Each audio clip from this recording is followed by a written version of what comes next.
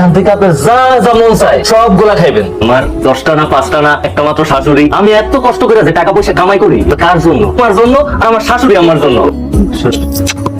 তারা যেমন তোমার আমি কষ্টই দিলাম, এই রোজার সময় তুমি ইফতার করতেছো ভাত পেঁয়াজ মরিচ দিয়া। আল্লাহ ভালো তো যা রাখছেন তাই খেতেছি। বলা আমার তার বউ আর শাশুড়ি লইয়া ভালো ভালো জিনিস দিয়ে ইফতার করবো, আর আমরা এখানে বসে ভাত আর মরিচ দিয়ে ইফতার করতেছি। যে শরীরের রক্ত পানি পেলে বড় করছে, সেই বলা এই রোজার সময় একটু খবরও নেই না। মা, আমি নামাজ পড়তে গেলাম। নামাজ শেষ করে আসার সময় চাউল নিয়ে আসেন। সালাম আমি কি দিয়া? আমার কাছে টাকা আছে। বউ আমি বাজারে গেলাম, হ্যাঁ নামাজ পড়ে আউনের টাইমে বাজার নিয়ে আসুন নে।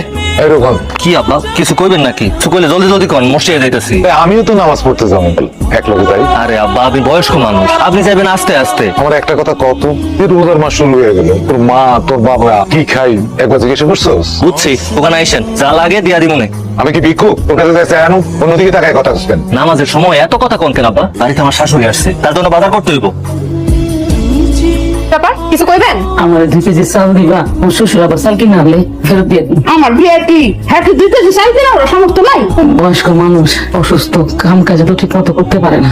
আমার ঘরে চাইল নাই, অন্যজনের কাছ থেকে চাইলেন। আপনি বললেন আপনি কাজ করতে পারবেন, কি হয়েছে এখানে? কাকার লগে দেখা, কাকা বলতেছে কাকা পারবে, কাকা বলছে অসুস্থ হইয়া। এত করে বলতেছি আপনার কাজ করা দরকার না, আপনি বাড়িতে যান। বাড়িতে যাবে না, এর ভিতরে রাখছে আবার রোজা।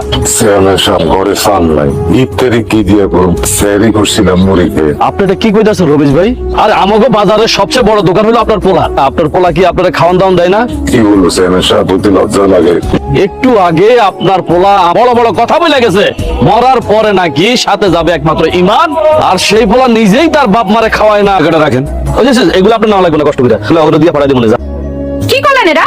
রান্নাঘরটা নোংরা করে যাইতেছেন। রান্নাঘর নোংরা বানাইলাম কইব? দয়া করে আমাদের সংসারে আর কোনো কথা বলতে আসবে না। সামলায় কথা কইবেন। আমার মা আমার পরিবারের বাইরে কেউ না, বরং আমার পরিবারের বাইরে হলেন আপনি আর আপনার স্বামী। আমি ওরে পেটে ধরি নাই তো তারা পেটে ধরছেন দেখে কি আমি পেটে ভাতা দিতে হইব নাকি? আমি রোজা রাখছি, আমি রোজা রেখে তোমার সাথে ঝগড়া করতে চাই না। কি আমার রোজা দেখাইতেছে রে? কি হয়েছে? আপনার স্বামী আসছে, আমার নামে বিচার দেন। আপনাকে আবার কে কি করতে পারে? তাই